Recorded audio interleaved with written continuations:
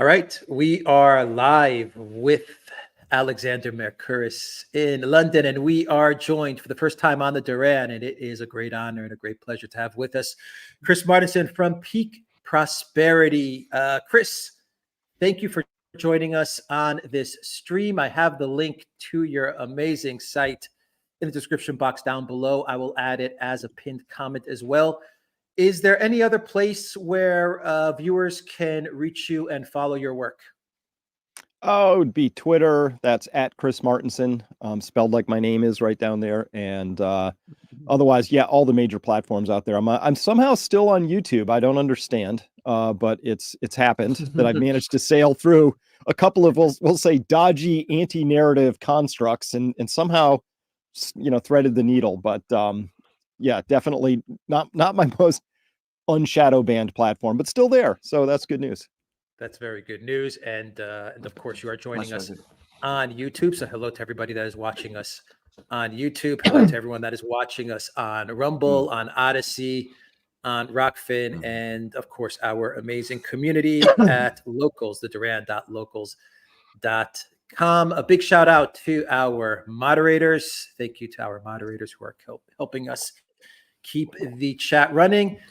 Alexander, Chris, we have got a ton of news to get to in the United States. So let's just jump right into it. Alexander, Chris, let's start talking U.S. Politics. Indeed, let's talk about U.S. politics, and let's also talk a bit about the economic situation and where things are going in the United States and most of the world. And no better person to discuss all that with than Chris Martenson, who, of course, is not just a commentator about these matters, but has been there, who has been at the helm of all kinds of things, and he knows a lot about these things in ways that we don't. Not just an abstract theoretician, in other words, but somebody who's been practically there on the front line. So we have a very interesting and very remarkable election in the United States. The president of the United States has been dissuaded from standing for re-election. I'm being very careful what I say because our friends have been a bit sensitive about this. A new candidate has been selected. This candidate has not won a single vote in any primary, either in this election or in the one before. She has now been anointed the Democratic Party's candidate. She has provided no interviews so far. She's made essentially no public speeches. I suspect one is coming. I mean, I presume one is. There's been no press conferences. No debates, nothing of that kind. The candidate, the said candidate, has proposed an economic program with various ideas, which we are going to discuss soon. The third party candidate apparently is not going to be able to stand in various states of the union, and there are rumors that he's going to stand down today and might be supporting the opposition candidate.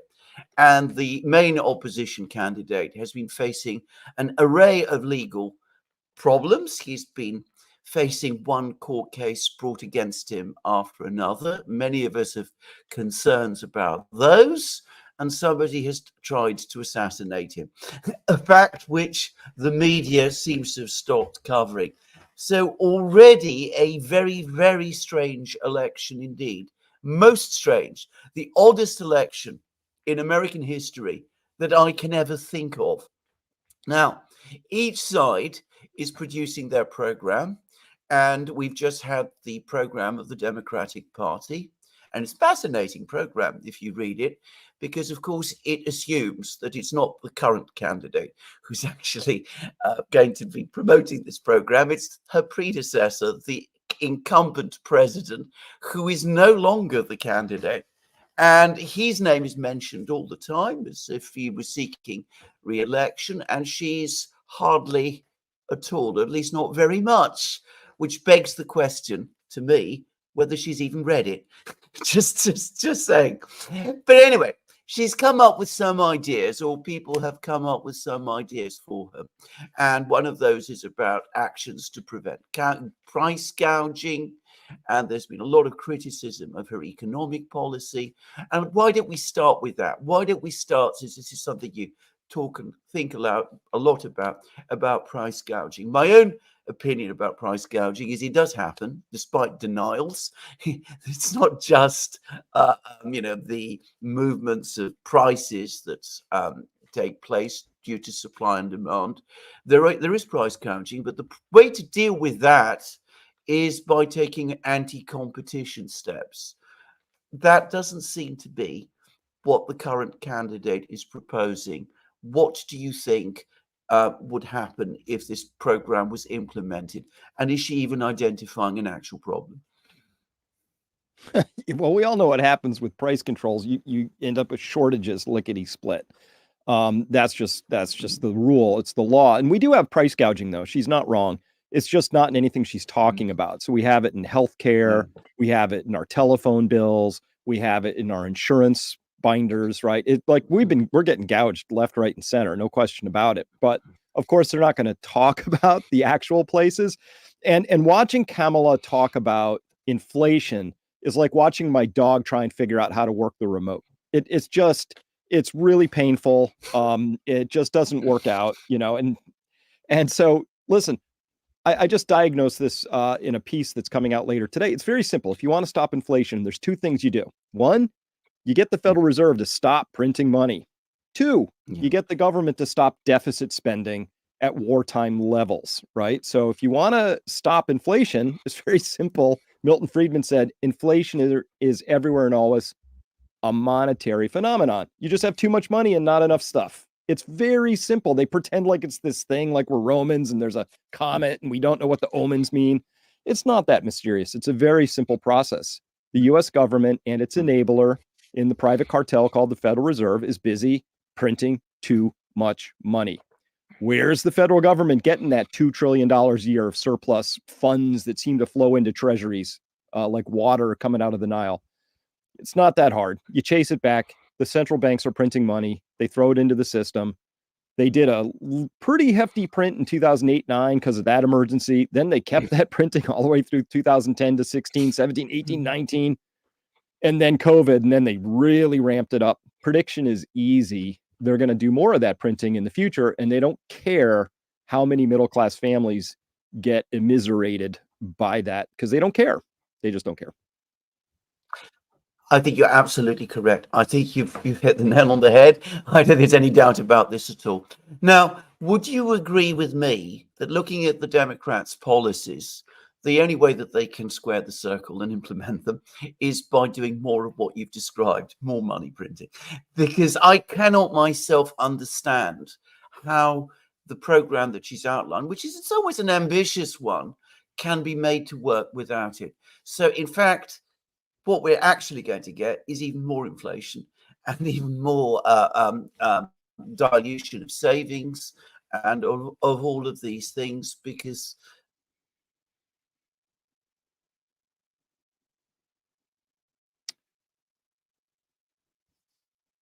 Did we lose Alexander? Oh, just for a second. Alexander, we lost you for a second. Can you repeat what you're saying? Dilution of savings. No. Yes, and it's going to diminish. Well, I think you had the main point of view that this is the only way she can square the circle is by increasing money emission even more, and that's just going to result in more inflation. Well, it will. These policies they have, if you really just boil them down, honestly, and I always thought this was hyperbole. And honestly, if I'd said these words a year ago, I would have not listened to myself. But these are actually Marxist communist policies, right? They're rooted in envy and resentment. I mean, you saw Waltz talking about that. Oh, I had 24 students, none of them went to Yale, right? It's envy and resentment. And so that actually speaks to a lot of people who aren't getting by, but they've misdiagnosed it. They aren't getting by because of the government's prior ruinous policies. So the government's going to do what it does when it turns into this sort of socialist, communist sort of a flavor. It says, well, let's blame the rich. And right now they're going to call it a billionaire tax, but oops, watch it fall down to be a centimillionaire tax. Wait, with $10 millionaire $1 million, 400,000. Like that number's just going to move down as more and more people are made poor by the policies, and who they are targeting as the rich is just going to sneak on down that line. That's the path before us. I actually think this is really one of the most important elections we could possibly have, Because if it's the difference between going towards Marxism, overt Marxism, right? That's what I was shocked. You know what I was shocked by? March of 2024, when Biden was still allegedly in charge, although we all know that's not what the case was, but his team had decided they were going to put out in a budget bill this new tax policies. And they said, oh, we're going to take, eliminate 1031 real estate transactions, the depletion allowance for oil. Let's get rid of those as well. Oh, hey, let's take capital gains, move it from 20 to 44.6%, highest it's ever been in any series. They were going to eliminate the carried interest deduction for Wall Street types. At any rate, I was shocked because they basically said in an election year, we're going to take our tax gun and point it at all of our former major donor classes. That's an odd thing for anybody to do who's got a single political instinct in their body. And it told me only one of two things is true. They don't need these people anymore, or there isn't going to be an election, so they weren't worried about it, or they already knew the results of the election. Something was very off with that, because in my entire life, I've never seen during an election cycle, they come out with not just a tiny tweak to the tax policy. These were extraordinary, and they hit oil, real estate, and everybody who's got capital gains. It was just astonishing in what it told me in both the negative and the positive space, directly what it says. But when you think about it, it's like, what are you telling us here? It was eerie. It was a little unnerving, to be honest. And now Kamala is just carrying that forward. And again, these are mainly policies of envy and resentment, which are great ways if you want to get a country broken, shattered, heading towards a civil war or mass atrocities eventually. Can you explain what this idea about taxing unearned capital gains is?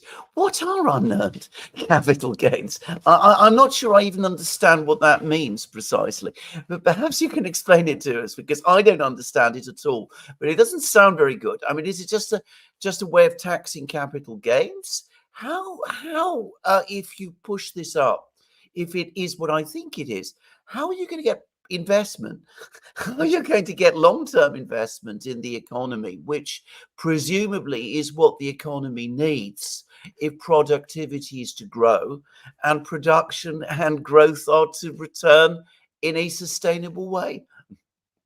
Well, it's Alexander, it's a really dumb policy on many levels. Level one is obvious, which is if you show me the incentive, I'll show you the outcome, right? That's Charlie Munger's quote.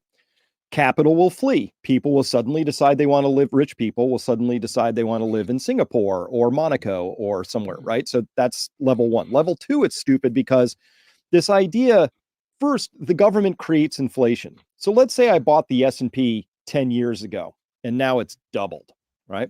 How much of that was because I invested well and the S&P actually grew, and how much is just because the government created inflation? So the government actually wants to create the inflation and then say, hey, I need some of that. Give me a taste. Some of that. Bring it home, right? They want to create the inflation, then tax the inflation. It's this loop. It's a really bad idea. And then another layer that this really fundamentally fails at is what you're saying, is that where's the incentive to invest?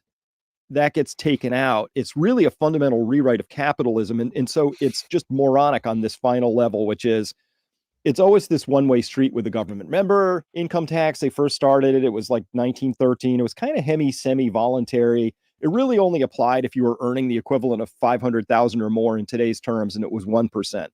And now hop, skip, and a jump, and it's like 50% of our top earners, and et cetera. And so the thing that's going to actually transpire with this, which is very bad, is the government is going to want to have the right to come in and tax your unearned gains, right? Which means you've bought some Bitcoin and it's gone up a whole lot. And they say, don't worry, it's a billionaire tax. Actually, it applies to people who have 100 million or more of net worth.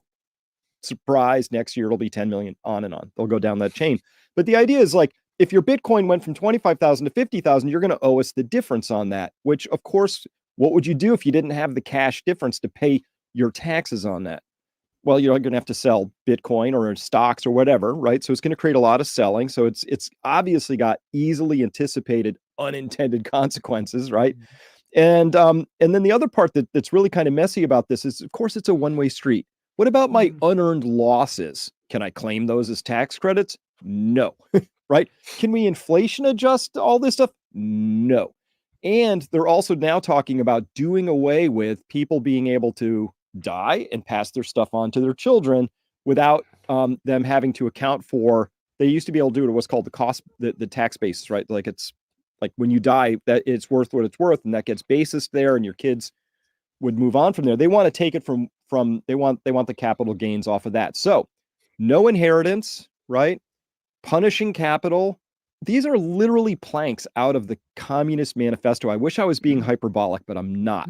There's planks 1, 2, and 3, and these are planks 2 and 3 we're talking about right now. Yeah. I mean, what you're describing is in effect a form of confiscation.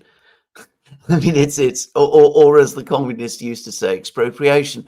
But of course, the difference is they were absolutely straightforward about what they were doing.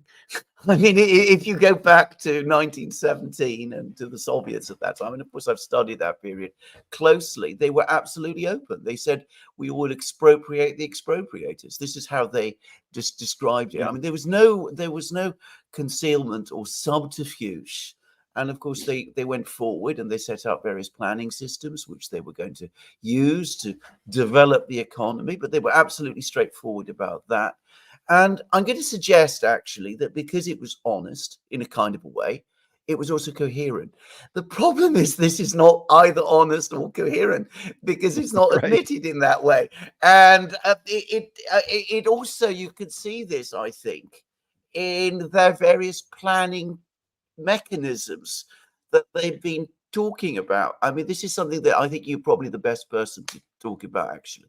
But I mean, can you talk about some of the sort of programs that they've had, you know, the CHIPS Act and trying to set up factories to make more chips and, you know, some of the things they've been doing in the world of pharmaceuticals, which I know you know very well.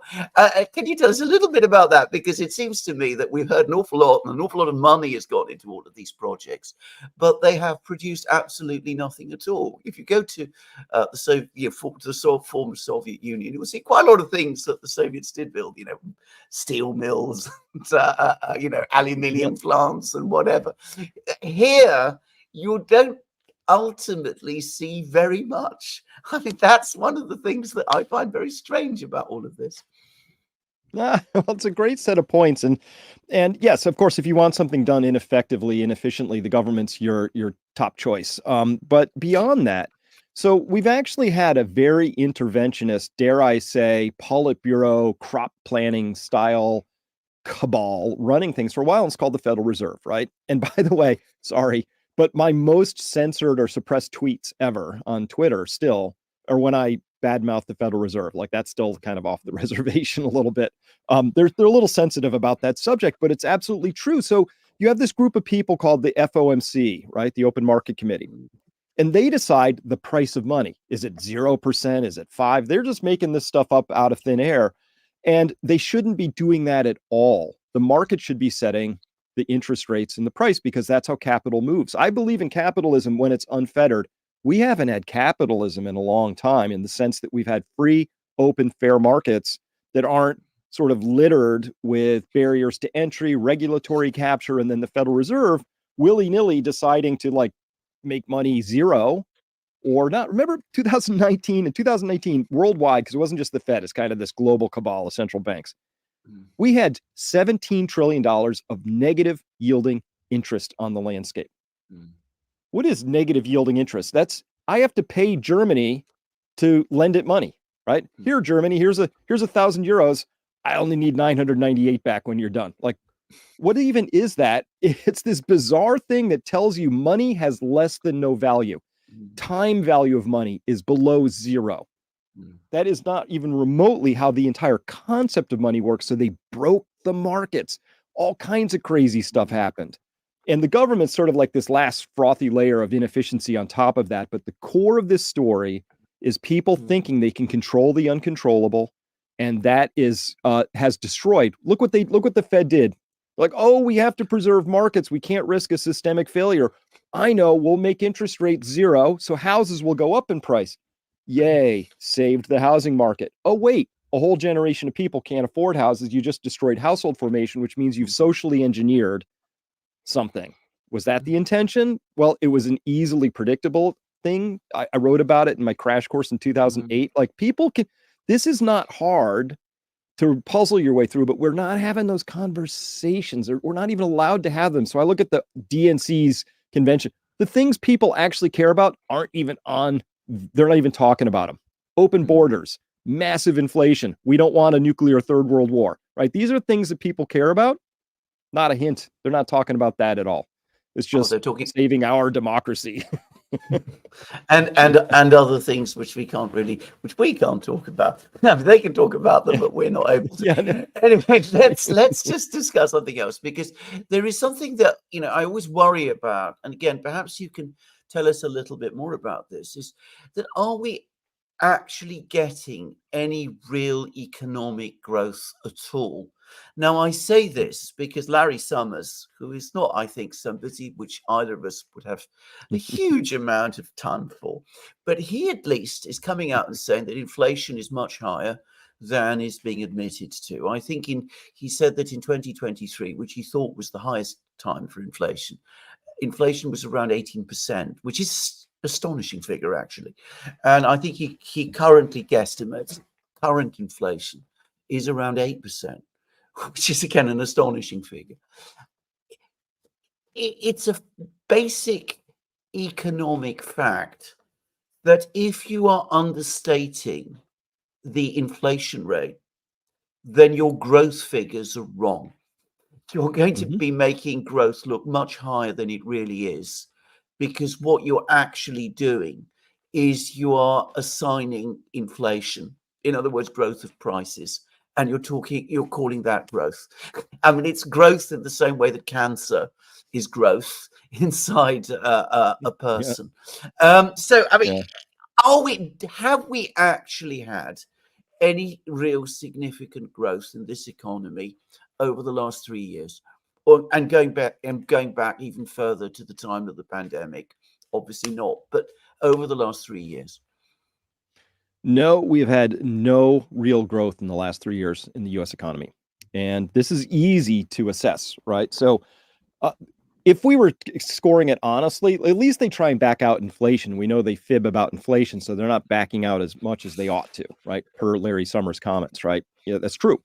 And we know they fib about it. They fib or lie about jobs, how many there are, et cetera. Although that's true. But we've sort of learned how to look past the noise if we need to. So you have your real economy, which is your nominal minus the inflation, fine. So let's say we had 100 units of economic activity, and next year we have 110. Well, if we had zero inflation, that's 10% growth, right? If we had 10 units of inflation, there's zero growth. It's just all inflation, right? Fine. The thing that's really messing this all up, which we should be doing, and we've never done it, is you have to back out the growth of debt, because it's not real growth, right? So let's imagine all three of us are individual economies, right? Alex is earning 100,000. Alexander, you're earning 100,000. I'm earning 100,000, right? Alex grows his economy by, $5,000 of new income. Great. 5% growth. You've grown yours by $10,000, 10% organic growth, doing great. I've just said, screw it. I borrowed 50 grand, bought a boat, went on a vacation. When we add it up by the way we do GDP statistics, I'm doing the best. Mine grew by 50%, right? I got 50% more spending than last year. So it looks great. You have to back out debt. And the US government right now is still deficit spending about 6.3% of GDP. It is an atrocious figure. It's never been seen outside of a war. Allegedly, we're in peacetime, but we're not really, because we're fighting proxy wars and it's very expensive. But if or when a real war comes along, they're going to have to double, triple that number. It's going to be atrocious. So if we back out just the excessive deficit spending by the US government, we get already to zero in that story. And that's easily said. And when the government deficit spends, I hate to say this, gentlemen, they don't create actual economic growth. They mostly fritter that away, and the rest they waste. I completely agree, by the way. I think this is, do you, just to ask a quick question, do you think we should do away with GDP as a metric? I think it's extremely misleading. This is my own view. And I think the other thing it's doing is that it's a standing temptation to governments to goose up the GDP figures in exactly the way that you say, in order to give the impression that the economy is bigger and growing, even if it might in fact be either stagnating or even contracting. I think we're starting to see that in Germany, by the way. I mean, I was going over some economic numbers out of Germany earlier today, and they're terrible, but they are pretending to themselves that they're not in a recession, when it was quite obvious to me, I was in Germany a few weeks ago, that they are, but they pretend to themselves that they're not in recession because they're spending so much again, and that's making the GDP figures look better than they really are. But do you think this thing should be done away with? I understand that the person who created it said that it's been abused, and that he was in fact even sorry that he'd even cannot come up with the concept. Yeah, absolutely. It should be done away with, or at least modified, right? So I don't mind a gross domestic product, but we should also have a gross domestic services and then a gross domestic F for financialization, because we do a lot of financialization, which is using money to make money. And it looks like activity, but it's not actually. And that's really enabled by the Fed just pumping the markets all the time and throwing money in. I tell people waggishly, in life, one of your goals should be to find somebody who loves you as much as the Fed loves the stock market, because they pay attention to it all day long. And they used to be, I'm old enough that I saw when they first started directly intervening in the stock market, or as I call it, market, double air quotes now, because anytime it gets in the slightest bit of trouble, the Fed just wades in there as if it's job number one, and they do everything they can to pump it up, because the markets now and GDP and all of it have turned into something of a fiction, and they're in service to the narrative, not reality, right? And what's the narrative? Well, the narrative is your leaders are doing a great job. And the sub narrative is, if you're having trouble, it must be you. So they gaslight us, right? As if, when you get in trouble economically, financially in the United States, it's because you screwed up, right? That's the message, right? You end up under a bridge. Geez, you should have played the game better. But now we see that those bridges are full of formerly middle-class people living under them, right? Adjunct professors and people who used to, like, right now in a lot of major cities, you need to have a median income that's deep into the six figures to not be in poverty, right?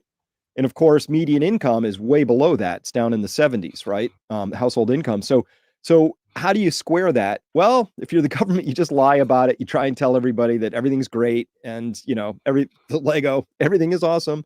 It's just you must be having the problem, and people are starting to wake up to that, of course. And unfortunately, I'm watching very cynically the Democrats try and convert that into envy and resentment, and say it must be this guy or gal over here. It's Trump. It's those people. It's those, the deplorables. And you know what I see when I see a Trump rally is I see people who live in the world of reality. They drive trucks, they pound nails, they plow fields, right? And when I look at the Democrat side, I see urbanites, and they live in a world of abstraction. They press keys, they do things.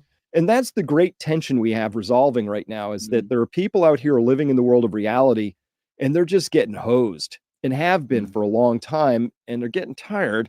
And then you have people who live in a world of abstraction who are living on that endless cycle of fictitious GDP and printed money and all of that. So they're the recipients of it. And of course, they don't want that gravy train to end, because by and large, this crew of people, if you gave them dry wood, newspapers, and matches, they wouldn't know how to make a fire, right? They really lack basic life skills for the most part, right? And they know that. It's terrifying. And my compassion is, I get it. I mean, I would be terrified too if my entire existence depended on this fictitious system staying fictional for long enough for me to live out my life. What about the other side? Because you brought up Trump and the Republicans. I mean, they've got their own economic ideas, which are different. I mean, I think there's more difference in this election than I've ever known before, actually.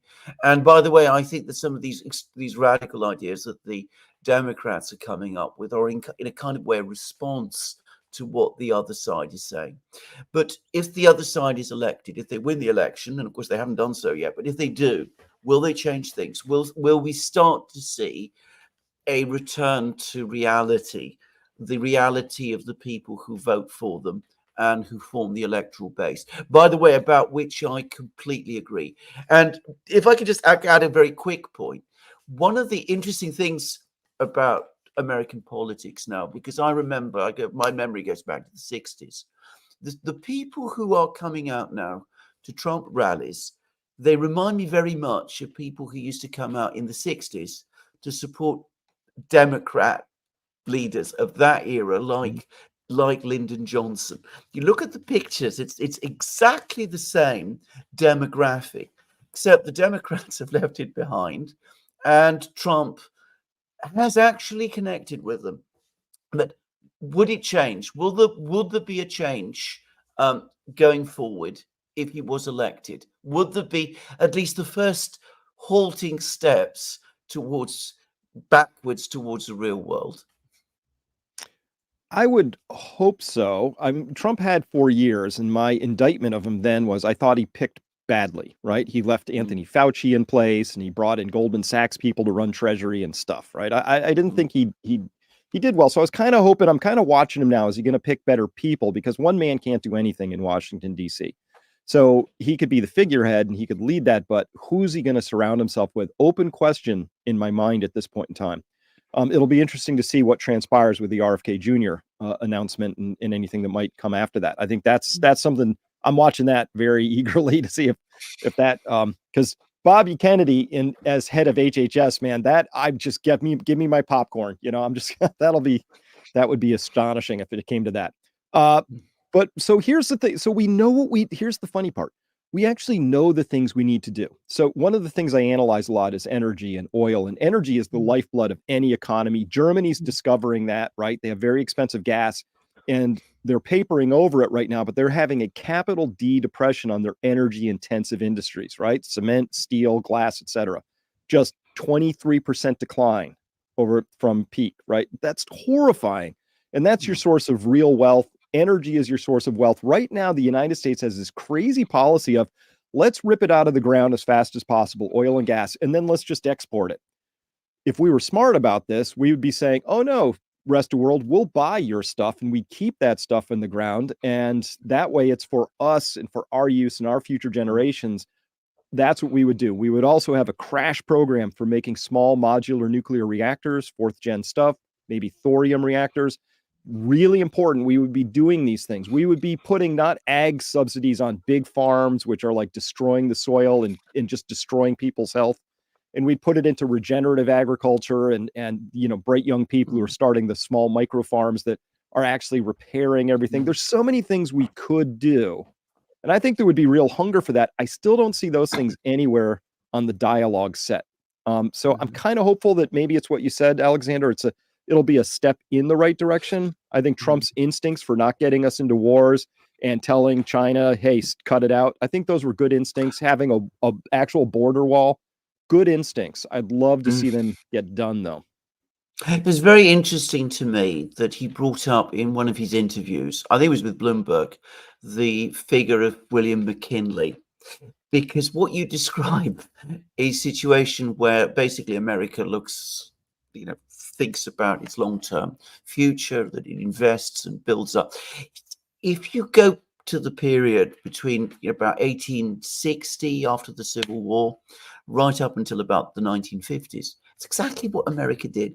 In fact, there was a word for it that we used to use in Europe about it, which was the American system.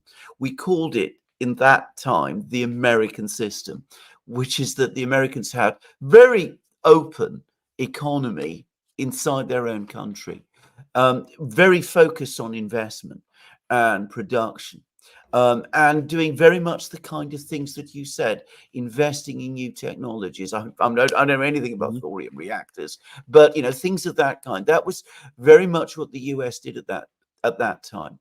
And a lot of these people of that era, people who are perhaps not looked on with great favor today, people like J.P. Morgan and Rockefeller and all of those. But they did have a vision for America in their own complicated way. They were deeply patriotic people, actually.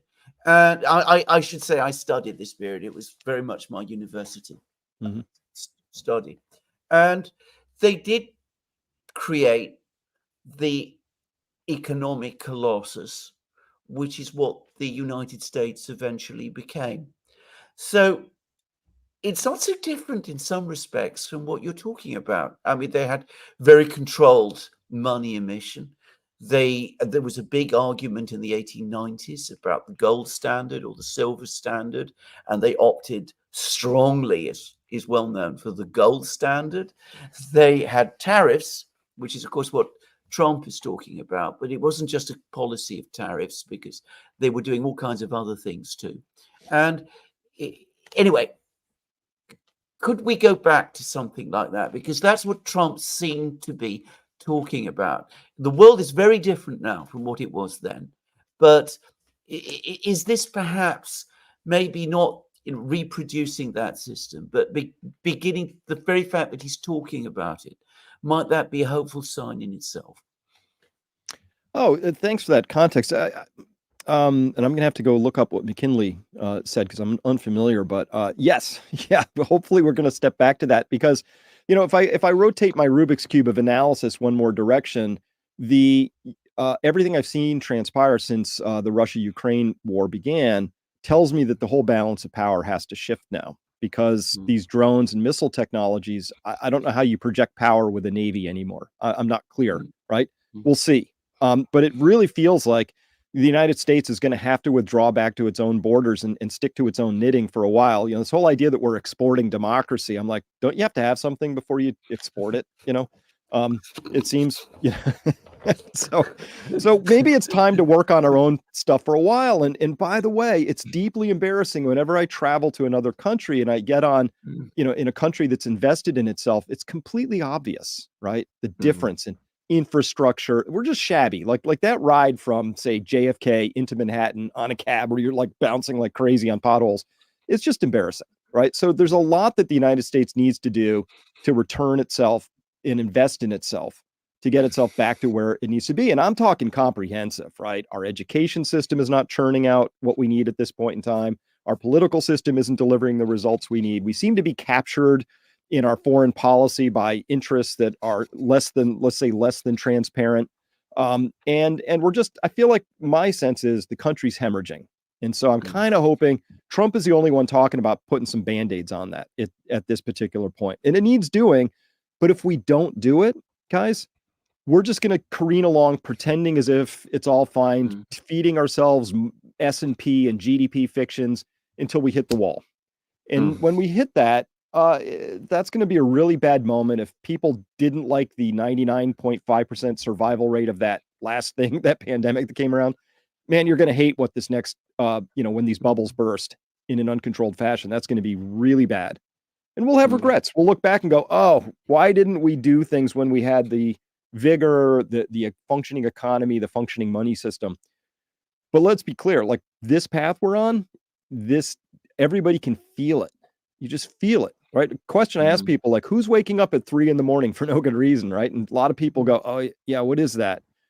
I think we have that collective ability as humans, as a social species, to know when there's something wrong in the story and people don't quite know what it is. And I would like to see us face that straight on. And I think we have to talk, we have to get real conversations again on the political level. They're not real yet about the problems we face. I'm going to just finish one observation of my own, which is when when countries start to do the sort of things that you say, actually accept reality, start working to get things right, doing the kind of things that you're talking about, there's usually a certain period of shock, but then morale lifts. It becomes something that is actually energizing in a society. People start to feel that there's a future again, that they can start planning again, that they can start having children again, which is a problem right across the West, if I can say that. That there's that sense of optimism, which, by the way, in Europe, we so associated with America. When I used to go to America, I haven't been to America for a long, long time, but that was one of the things that you noticed when you were in America, how optimistic people were there. That was a long time ago, but that vibrancy comes back, and that in itself actually helps to overcome the problems. It's a strange fact, but reality actually is Mhm. facing reality is good for you, and not worrying about things that really aren't your immediate concern, like what happens in, um, you know, Cambodia or. But there's a very big issue about the fact that the Chinese want to build a canal there, Cambodia or Ukraine, or indeed Ukraine, or wherever. It's surprising what a relief it becomes when you no longer need to worry about those things. Oh, no, I totally agree, but it begins with that step one, which is you Yeah. have to talk about what you're facing in real terms. I mean, let's face it, the United States is on the path for a fiscal train wreck. And the only Mm, way to get through that is we're going to have leaders yeah. who can undergo something that no leader ever wants to do, which is austerity, right? You know, Mm, if right now you took the federal budget and you zero balanced it out so they're not running a deficit anymore, at least, right? That's a 6.3% hit to the GDP plus an overshoot effect. Let's call it about a 10% hit. Nobody's going to sign up for that in our current mm, system. And so, who's willing to be our Ross Perot and get the ears and mm, the pie charts and talk about this?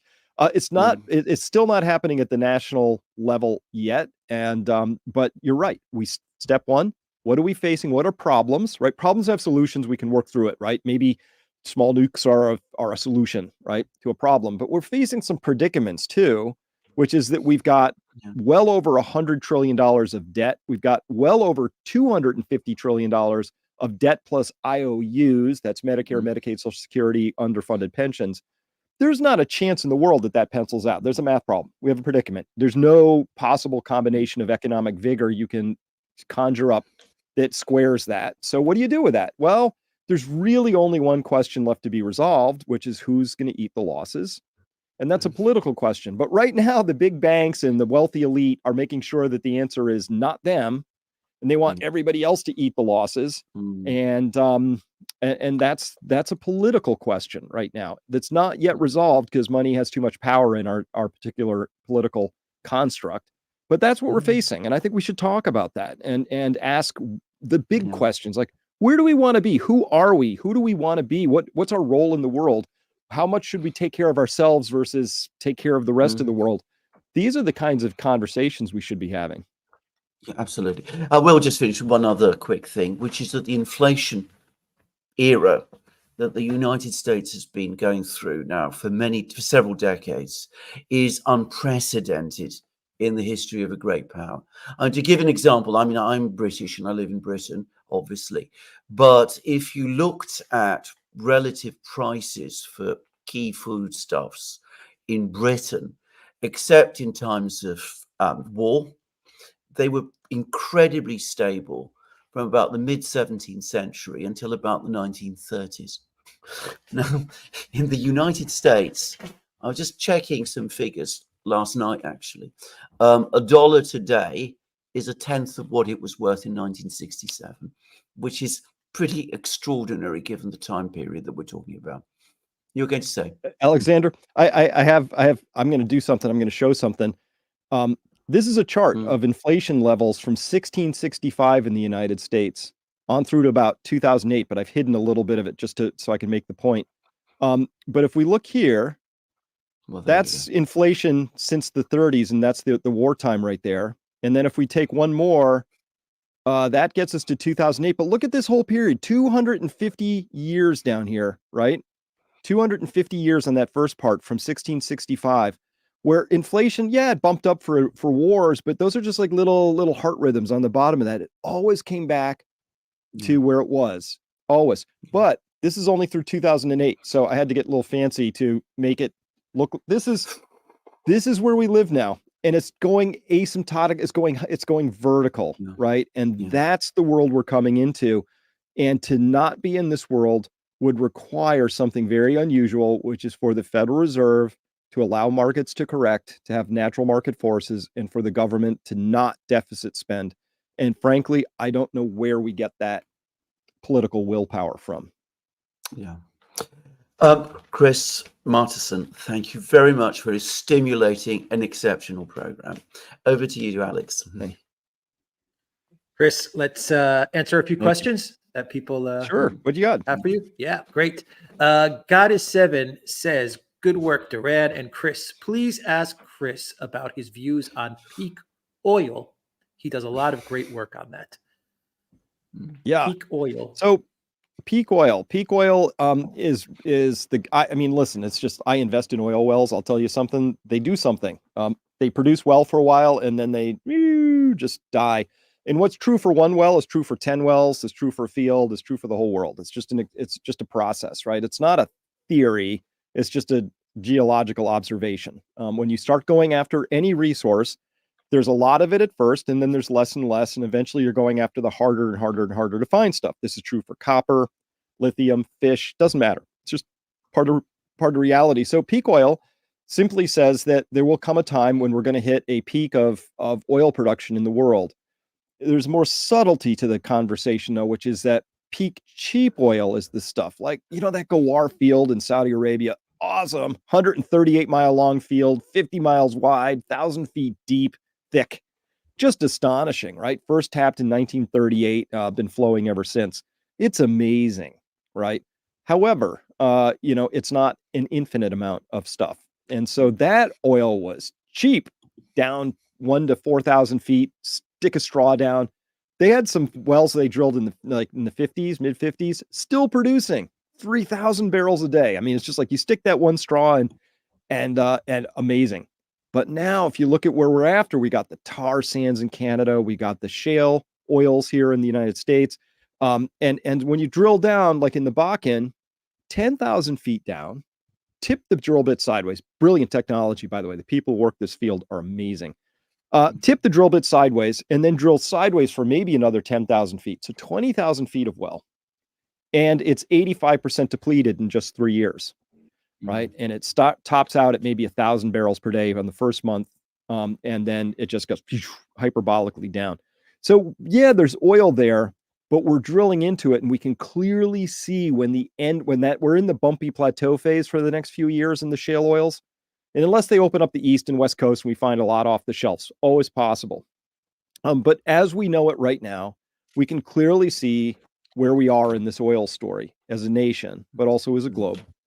And we're not prepared for it at all. China's preparing for it. It's written into their overall policy plans. They are preparing for an energy future that gets more constrained and tight. We're not. And I don't know why, possibly because we have people like Jennifer Granholm as the energy secretary. We need some people who know what they're talking about in some key positions of power. And so my concern to finish this out for peak oil here in the United States is we're not planning for it. And it's already right there in front of us through our wind. We can see it coming. And even the JP Morgan commodity desk said from 2025 to 2030, there's a growing and persistent and ever widening gap between how much oil the world wants and how much it can produce. So I trust the JP Morgan commodity desk more than, say, the International Energy Agency headed up by Fatih Birol. It's turned into this whole greenwashing thing. Don't worry, peak oil demand, and we'll have windmills and solar farms. They've lost the plot line for now, but if you understand who funds them, you understand why they have to sort of say those sorts of things. JP Morgan commodity desk doesn't care about that stuff. They're like, can we make money at this? And what do we see? And so we see that we're entering a period of oil scarcity, which is going to lead to much higher prices for oil. Eventually that'll lead to more oil, but then how long does that last? So I see a period where we're going to see more and more of this as we go on. High oil prices lead to a collapsed economy. That leads to low oil prices. That leads to more. It's just we're going to be in that ceiling floor zone where the amount of debt we have can only afford a certain price of oil. And the scarcity of oil requires a minimum floor of oil to find more of it. And that ceiling floor is coming together. Best guess, it kind of touches somewhere around 2030. Fantastic. Sanjeva says, I don't think one shouldn't dismiss the widespread apathy that exists in the U.S. electorate against both candidates. Trump needs to concentrate on policy rather than Kamala Harris's silliness.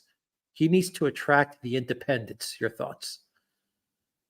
Well, he does, and I think he really is personal opinion. He's missing, I think, what are some obvious things he should be doing right now, which is focusing on the fact that we can't answer the question in the affirmative who was actually running the White House for the past 3 years. Can't answer an affirmative what that palace coup was all about, right? These are legit questions that, like, hey, Kamala, you were in the White House, apparently. How did you not notice this most obvious thing that we now all know is true? So they're very cynical, right? But beyond that, I think this is a correct thing. Trump really should be focusing on policies, and it ought to be the big ones, right? What's going on with the border? I mean, it's still happening, right? It was a big thing, and then we forgot about it. There's still people streaming across the border who are unvetted, just coming in. A lot of them military-age males. Maybe we should still talk about that. And I think he should absolutely be hammering on the economic front and talking about how he's going to be different than the whole cast of characters. And then the other thing, which the one thing that I will say I loved about Trump was he was the only president in my entire life who didn't start a war. And I mean, they tried, right? With the execution of Soleimani, right? They tried, and he didn't take the bait. So I thought that would be, I think people are war weary, we're economically battered, and we're tired of being lied to. Those would be the three things I would focus on if I was him. Right. Sparky says, Chris, William McKinley was the model for author L. Frank Baum's Gilded Age character, The Wizard of Oz. Thank you, Sparky, for that. Thanks, Very Sparky. cool.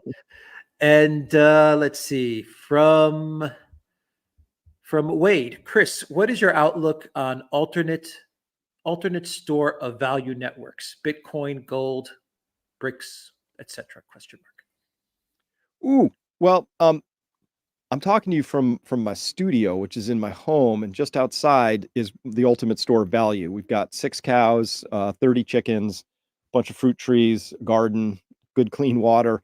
I'm really thinking that the bottom of Maslow's hierarchy of needs is a good place to start: shelter, warmth, and safety. And beyond that, I'm a hard asset guy, right? So if ever I get a chance, I buy trees on the hoof, right? We call that forested land. I like gold a lot. Bitcoin, I like, but I'm still a little cautious about it because of the way in which I know that if my government decides to put something in its crosshairs, it will do it. And so I'm still a little concerned about that aspect of things when it comes to that. But it has a role to play. Right now, I know that we're going to have a monetary accident. So that just means the dollar crashes. People still are going to want money. We'll use money. I mean, thousands of years ago, people were using cowrie shells, goats, and big stone wheels. We'll always have money. That's just a human thing. So one of the things I like to do is I do buy silver, particularly junk silver, because I think that in a pinch, it could help repopulate the local circulating money system. We're just where I live, very, very local. But I would absolutely, if we could have a national referendum on this, sure, have a Federal Reserve, but have a competing money system, and people can decide, hey, would you pay me in Federal Reserve notes, or do I trust that you pay me in this Bitcoin or gold-backed currency instead? And then the Fed would actually have to compete. And I love competition. Nothing succeeds like competition. Now the Fed has to decide, how am I going to defend the value of my currency, which, as Alexander noted, has lost 90 cents on the dollar in just the past couple decades? How would I actually defend that? Oh, I can't just print it up willy-nilly every time Citibank gets in trouble, right? I'm going to have to be more thoughtful. And that would, I think, enforce the appropriate level of concern, right? Remember, again, you show me the incentive, I'll show you the outcome. Somebody asked me recently, they said, Chris, you seem so anti-expert. And believe me, the experts lost all their validity with me. And I have a PhD, right? But all the medical people during COVID, I'm like, oh my gosh, terrible, right? Is there an expert you trust? And I thought about it and I said, pilots, because our incentives are exactly aligned. I trust pilots, right? Well, yep, well said. We both want to get on the ground safely. So yeah, but beyond that, yeah, I don't trust our monetary experts. They're not experts. They're charlatans. They're frauds. And so, yeah, get out of the dollar-based system as fast as you can is kind of my advice. Fantastic. Rivo says, Tucker, I imagine Tucker Carlson, said on his podcast how the U.S. cannot be a great economy when it's essentially a granite slab supported by toothpicks because we are a debt-driven economy? Can you share responses and thoughts? Yeah. Right now, the U.S., according to the Federal Reserve data, it's a really good website, stlouisfred.org. Or is that .gov? No, .org. So anyway, the St. Louis Fed, you looked at the United States has $100 trillion of debt, right? So that's federal debt at about 35 trillion, but it's also corporate debt, household debt, student, all that stuff. That's just debt, right? So there's about $330 trillion of debt worldwide right now in developed economies. See, the United States is a third of the world's debt, give or take, and we're about 6% of the world's population. So we're highly levered. The whole thing is based on debt. Yeah, is it a granite slab held up by some toothpicks? It is. And here's the problem, because it's just a math problem. This is not a political statement at all. Our debt has been compounding since 1971, when we went off the gold standard and everything became untethered, has been compounding at an annual rate of 8.9%, and our economy has only been growing at less than half that rate. So when your debt is growing at twice the rate of your underlying economy, you have a compounding problem. And so now it's grown at a much, much faster rate. And unfortunately, unless the debt is growing, our economy, our financial system threatens to collapse. We had one period of time in the entire data series where debt in the system actually went backwards for about 6 quarters. And that was from first quarter of 2009 through the second quarter of 2010. And that one period where it went backwards for a little bit was practically life-ending. They're like, oh my God, you hear about like Paulson in his memoirs. He's like taking money out of ATMs because even he didn't know, is this thing going to survive? So we have a debt-based money system. It's either expanding merrily or it's busy threatening to collapse. And that's why I say that's great, I guess, but get thee over to a parallel system, which is it was something other than that debt-based dollar system, because it's either growing or collapsing. If it collapses, don't be tied to that, right? If your tender ship is lashed to the Titanic, cut some of those lines, have some gold, have some silver, have some land, have some, good, strong social connections, have skills, right? These are all things that will give you sort of that resilient buffer so that if this thing goes down, you're not completely scroomed. And I call it the Amish model, right? Wall Street could absolutely immolate and go to zero, and might be a couple weeks before the Amish even noticed, right? So this isn't. A lot of people think it's either the system works or it doesn't. It's not that simple. There's lots of side paths to take in this story. Parallel systems, as Václav Havel would call them. Parallel systems. One more time from Rumble says, my school in West Virginia, class of 28, one went to Brown, one to the NFL. I was an aircraft trader for British Airways. Poor small town kids get out if their teachers support them. Waltz is selling kids short. Your thoughts on Waltz, I guess, and his policies, or what he said? Yeah, I can't really take Walt seriously. He really feels like a cartoon character to me. He's just not genuine on some level, and he just exudes that. I know he has that kindly grandpa sort of a look, but he just does. He just feels like he's just not a very serious person to me in many respects. But for him to say all the kids around me failed is not really like this great statement, to this person's point. Yeah. Anybody can make it, right? And often one good teacher makes a huge difference in somebody's life because it's somebody who challenges them and teaches them that the way you get ahead is you find out where your fail points are. And the way you do that is it's hard and it's uncomfortable. And so the good teachers, everybody who has them looks back and says, man, that person drove me hard, but they helped you find out who you really were. That's how life actually works. But all these grievance studies people, they want nobody to be challenged and nobody should ever be triggered and we shouldn't have any uncomfortable moments. And God forbid that you say something that makes me re-examine anything because I already know what I need to think, right? That's not how life works. These people want to encase us all in lucite as 13-year-olds and call it a day. It's a recipe for disaster. And that's how I see Tim Waltz. Pirate Fish says, question for Chris. Seems to me the government spending massively exceeds the taxation changes. There seems to be a huge disconnect. Well, there is. I mean, the government's last budget spent 6.1 trillion, took in about 4.2. So it's almost a 50% overspend at this point in time. So if they wanted to sort of square that circle, they'd have to raise taxes by about 50% just to get close to zeroed out on that whole thing. Of course, that would just destroy the economy too. So the real question is, how can we get the government to reel back in its spending? And that's getting harder and harder because right now we're at a run rate of about $1.6 trillion a year just on interest. You can't not pay the interest on your debt because then people won't loan you any more money. So that's locked in. And when you look at the entitlement program spending, which is a big part of that 6 trillion, right? Social Security and stuff, that you can't touch that. That's hard to touch because it's not really entitlement's the wrong word. Is it an entitlement if I have to pay into something that's guaranteed to pay me back less than I actually paid in? It's not really an entitlement, right? So that's harder, politically difficult. The only places we could really touch on the discretionary side would be, well, a lot of the useless departments, Department of Education. It could just go away tonight, and nobody would care except the people who work there. Nothing would happen. Everything would be fine.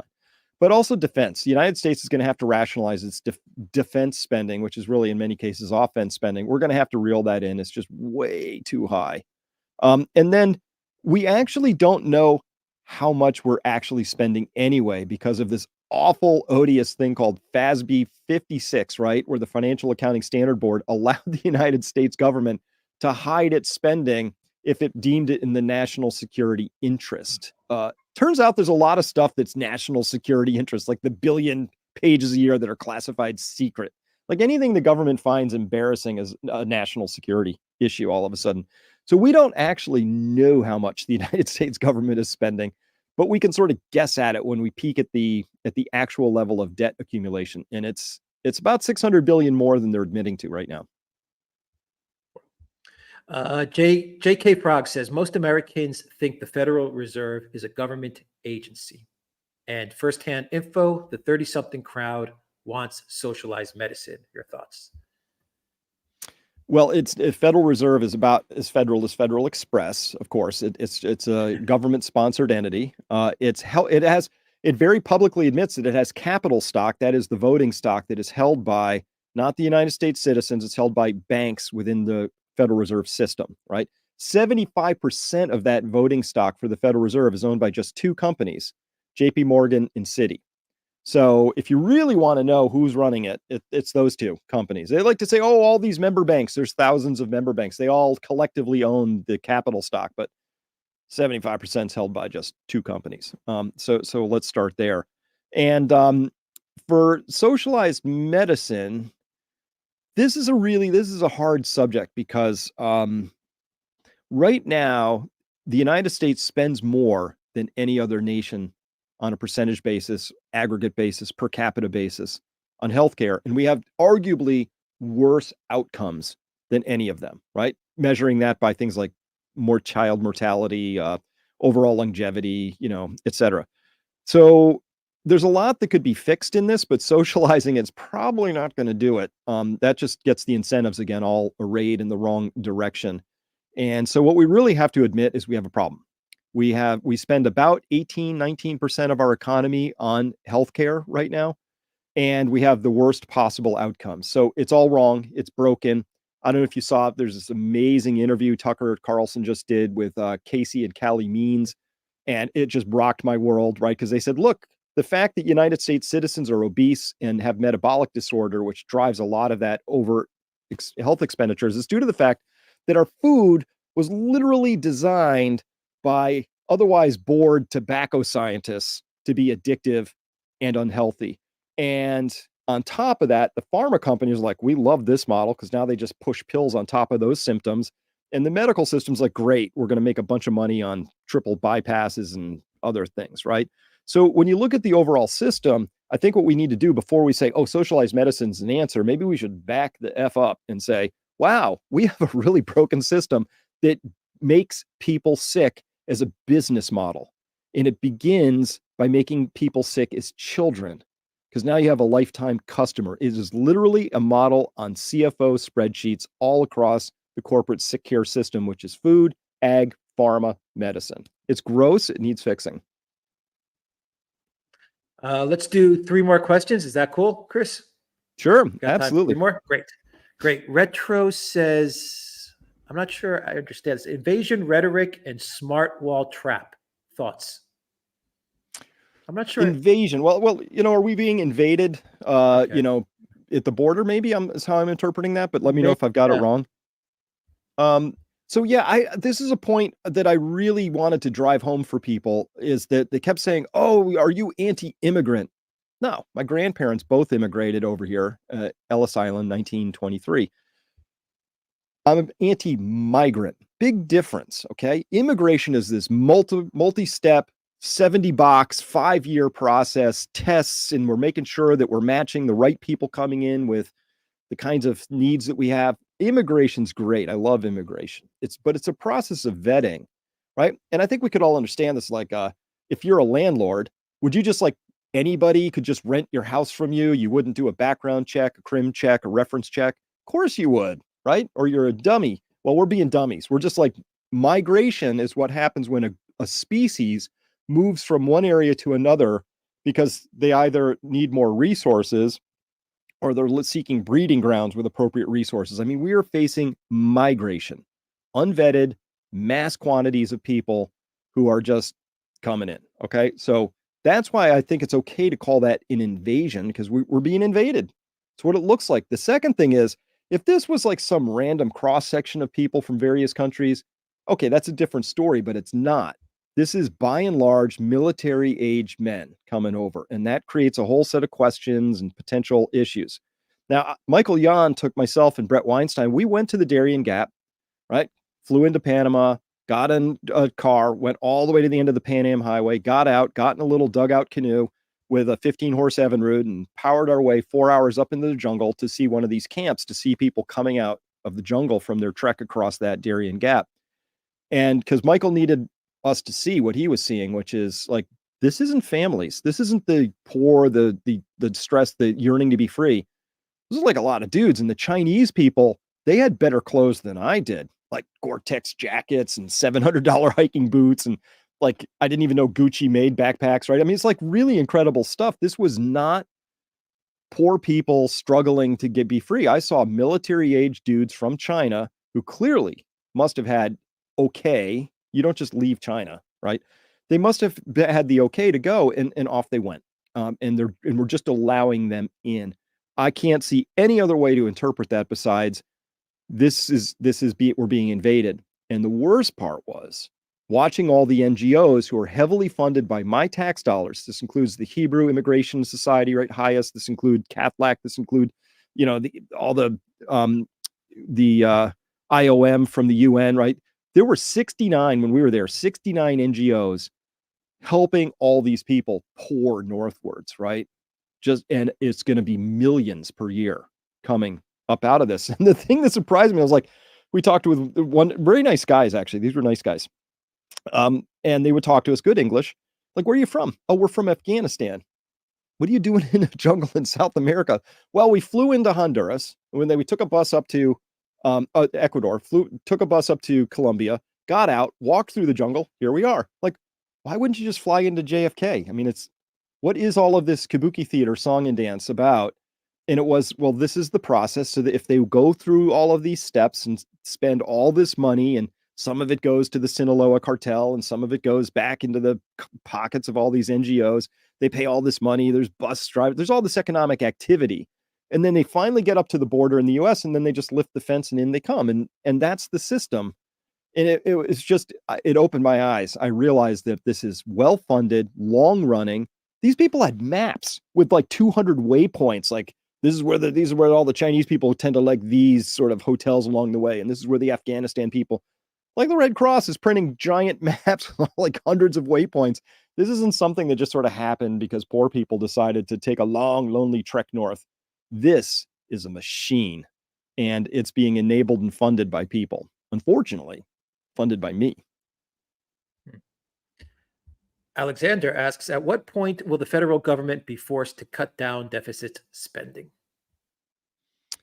Oh, probably when the BRICS countries finally get their payment rails all set up and they cut over to what they're calling the unit or some equivalent, which is going to be a non-US dollar backed payment settlement system, at that point, the US government's going to be, I've always said they will never willingly do this on their own because they lack the political stones for that kind of action. So something will force our hand from outside, and it will probably be the BRICS cutting, as I mentioned, their lines, attaching their tender ships to the Titanic. Like, they are busy, very busy setting up alternative systems, but they take time. And so my guess is sometime in the next no more than 5-10 years, that happens for sure. But it could happen sooner if a war breaks out and people accelerate the process. But yeah, no doubt about it. That process began February 28th, 2022, when the United States government, in its infinite ignorance, decided to weaponize the dollar and froze Russia's sovereign reserves, proving they were neither sovereign nor reserves. That was weaponizing the dollar, and probably one of the dumbest things you could do when your main export is dollars. But we did it, and I think that's it's gaining momentum. What happened there? That was very bad. Yeah. And one more question for Chris from the Alkali. All money is not backed by gold or oil, but by trust that you will be rewarded for work. Is this true? Yes, we have a faith-based money system, which is why one should not destroy the faith. They're busy.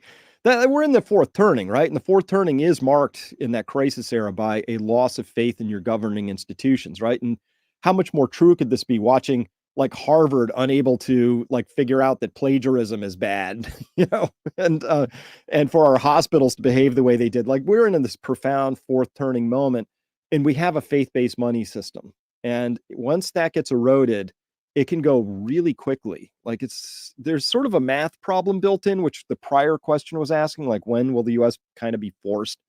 There's an earlier step to that, which happens way before the final math problem exerts itself, which is when enough people catch on and you reach that tipping point of awareness and they say, yikes, I don't have faith in the currency anymore.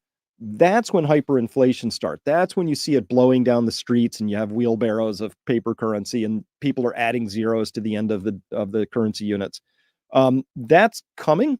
And I just worry it could happen faster than some people are expecting, because we have this thing called the internet now, where look at all the people we're communicating with. Like, knowledge spreads very rapidly now.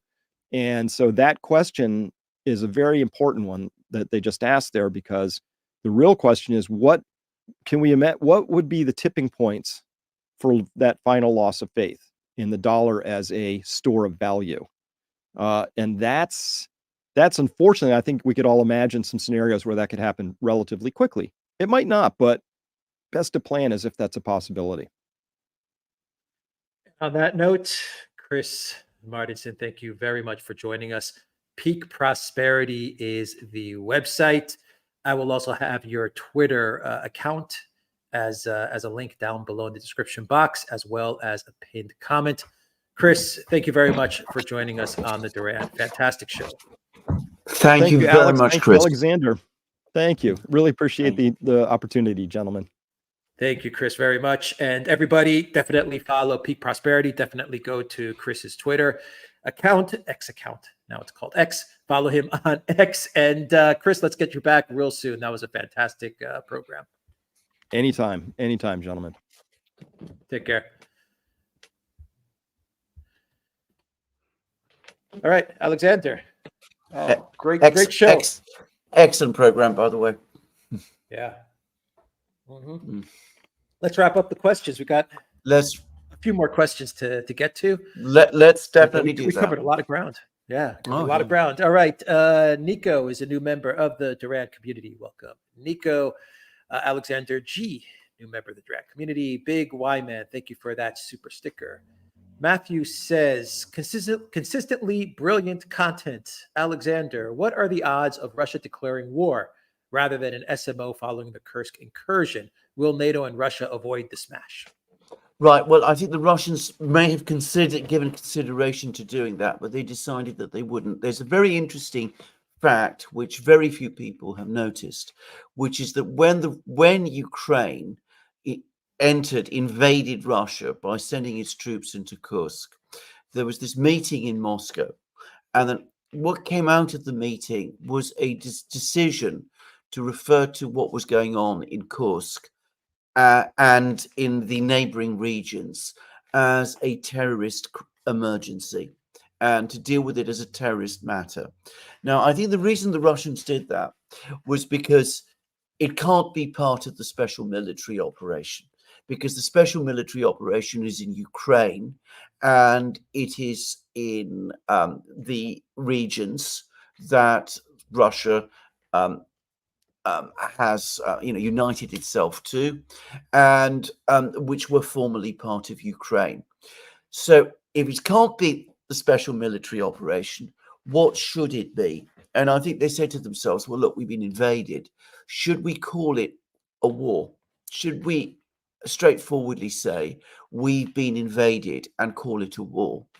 And then they took a decision that they weren't going to go that far. And they gave it this actually slightly lower footing, well, in fact, significantly lower footing, which is they decided to call it a terrorist emergency and to deal with it as a terrorist act. Now, that actually gives them a lot more room for maneuver than if they declared it to be a war, because, of course, a war would constrain them in all kinds of ways politically as to what they might be prepared to do. They would probably, at that point, be left with no option but to demand unconditional surrender from the Ukrainians as the eventual outcome, which might not have pleased some of their allies. So I think they took that political decision, but it was a very interesting meeting because there was no public readout of what was discussed. And I think that they did discuss the question. Just saying. Okay. Zahir, thank you for that super chat. William, thank you for that super sticker. Tish M says, no question, can't think, focused on getting to my day job. Love the Duran community and guests. Thank you, Tish, for that amazing super chat. Ralph says, with the new Caribbean queen in charge bringing in communism, will we all be sharing the same American dream where our hearts all beat as one? No more soaring inflation to bring us all undone. Well, I think to answer that question, we would need to recap the entire program. I mean, we've just been discussing these very things. Well answered. Sparky says Kamala married her APAC handler. Thank you, Sparky. Sanjeva says, hello, Duran. Greetings from Australia. Hello, Sanjeva. Sparky says, all created and convoluted means of upward wealth transfer. Yeah, very true. I absolutely. Sparky, yeah. And duplicitously done. As I said, say what you want about Lenin. He was absolutely straightforward about what he was doing. This lot, they are completely. I mean, I always used to say, trying to read Obama's speeches always gave me a headache. And they're following exactly the same course because, I mean, you have to understand, you think all the time about what these guys are up to because it's so complicated and so convoluted and so weird. They do that on purpose. Yeah, Sparky says food prices. Yeah, food prices don't count in the U.S. inflation rate. Of course not. Or any other prices. It would seem. I mean, because the whole thing. I mean, this is Larry Summers who's saying this. It's essentially fictitious. Yeah. Steve Resurrected says all one knew was that every quarter, astronomical number of boots were produced on paper, while perhaps half the population of Oceania went barefoot. Thank you for that, Steve. Bin Linda says, opinion on freedom of speech in the UK now. Cheers. Good question. Yeah. Alexander. Yeah. Oh yeah, absolutely. I mean, freedom of being in a terrible state. I'm sure you've all heard about the Richard Medhurst case. Yeah. Now, I don't know him. I mean, we're not acquainted with each other at all. He's got his views, which are not always identical to mine. But what's been done has been outrageous. Arrested at the airport, detained for 24 hours. Legislation intended to deal with terrorists, supposedly, used to hold him. He's not able to communicate with his family. He has difficulty getting a lawyer. He's held until eventually he's interviewed. But it's part of a recurring pattern in Britain. We've seen this again and again. We saw this with the responses to the recent disturbances. I'm going to be very careful what I say because, you know, they're going after people, and I live in Britain. Remember that. But I mean, you know, freedom of speech in Britain is being eviscerated, and it's happening in silence. Once upon a time, the British cared about this. They cared about freedom of speech. There was a massive political controversy in the 18th century about freedom of speech, and defense. All sorts of protections were provided to journalists at that time, and not just journalists, everybody. And it's all going away, and it's going away. It's going away in silence. Nobody pushing back, but if you'd been following our programs on the Duran since long before the Starmer government came to office, what were we saying? Were we not warning people that this would happen? Yeah. Jeff Bickford says, thank you. Thank you for that, Jeff. Ralph says, Michelle Obama told Trump that the U.S. presidency just may be a black job at the DNC convention with a strong black woman like Kamala at the helm. What changes can be expected internationally? None. I think that what we're going to see from the Kamala administration is the same that we got from the Biden administration, which is ultimately not very different from what we got from the Obama administration, the Biden administration, the Obama administration, before that, the Clinton administration. I think there's a continuity. And to repeat a point which we've made also many times on the Duran, never underestimate the material aspect of this. The money goes out of the United States. It gets filtered through all of the various agencies that we've talked about, the National Endowment for Democracy, all the other NGOs. It goes into these funds, these countries.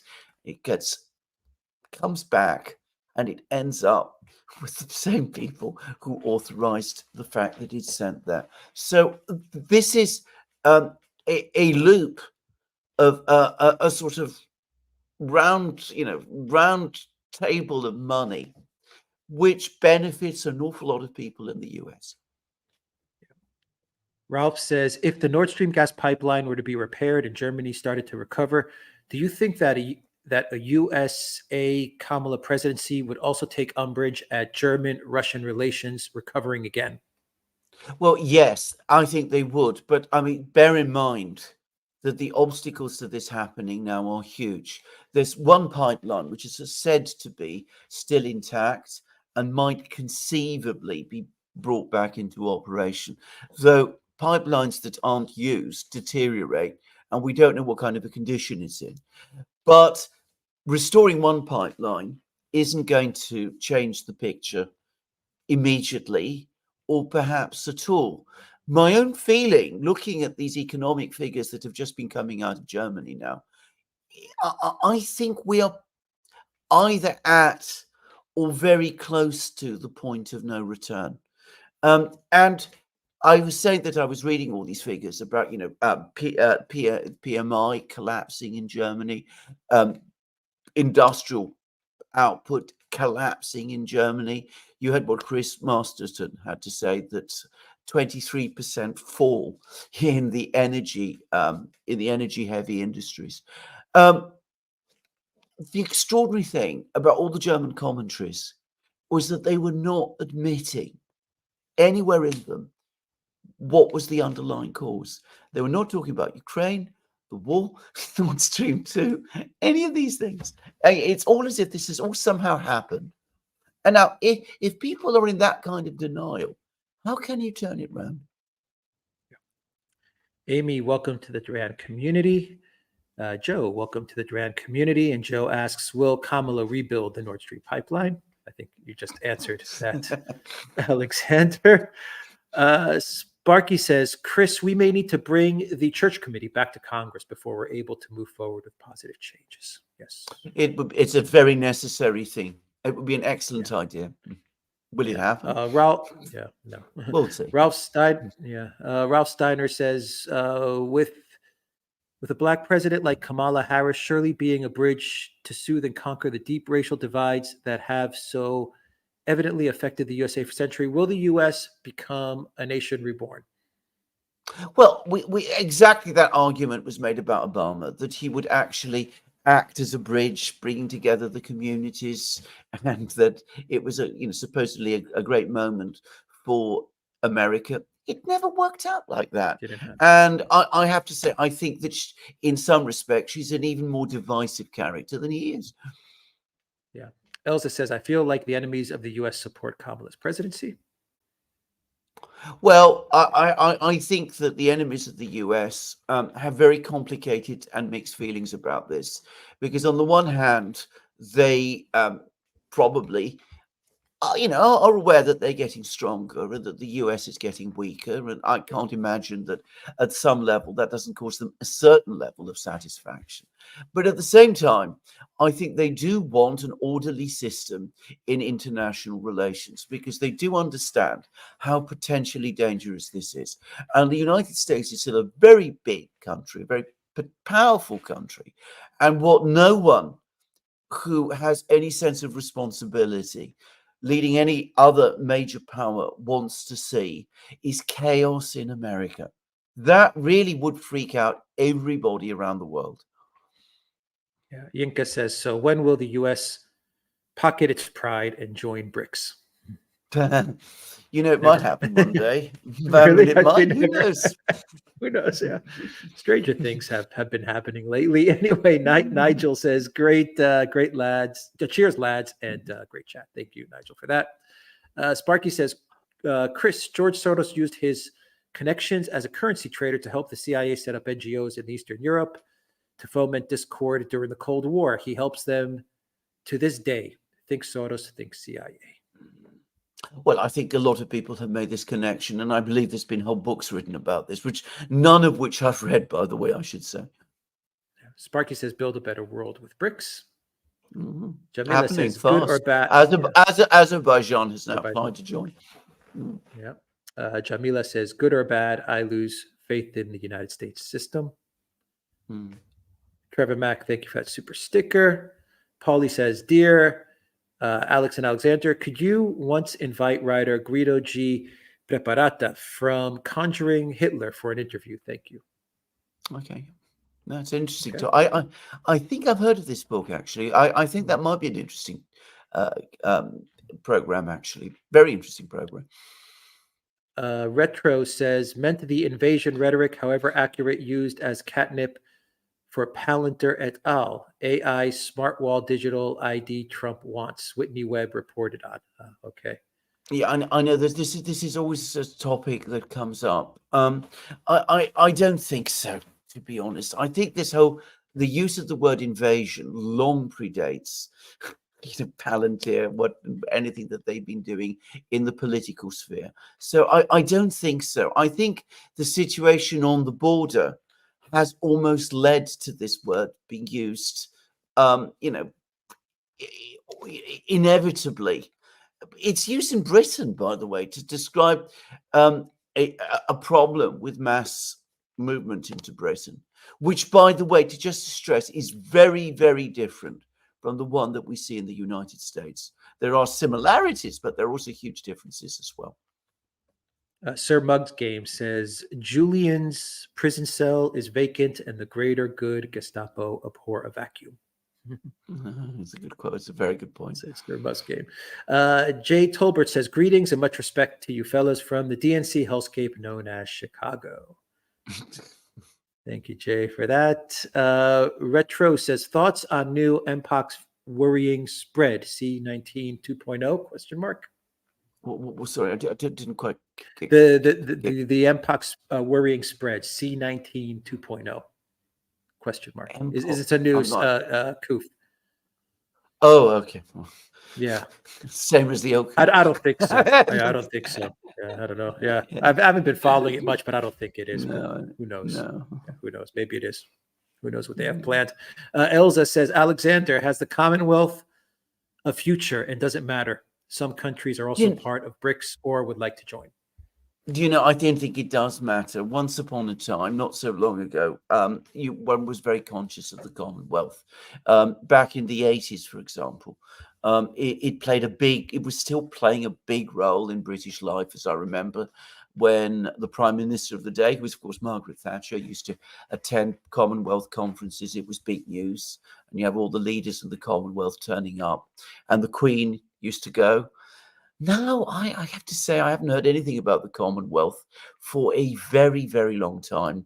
I think it's a shadow of what it was, and I don't think it has any real role. The BRICS is a much, much more important institution, both including for the countries that are members of the Commonwealth and are part of it. All right. On that note, we will Yeah. call it a day. Call it a live stream. Oh, Thank you to everyone that joined us. Yeah, go ahead. yeah, brilliant program, by the way. Yeah. Yeah, fantastic program. Thank you to Chris for joining us. Thank you to everyone that watched the live stream on Rockfin, Odyssey, Rumble, theduran.locals.com, and on YouTube. Thank you to all our amazing moderators. Zariel was in the house. Tish M was with us. Who else was moderating? I think was that it? Peter was with us as well, moderating. So thank you to all our moderators. And what else, Alexander? I think that's it. I will have all of Chris's information in the description box down below, as well as pinned comment. Yeah. Take care, everybody.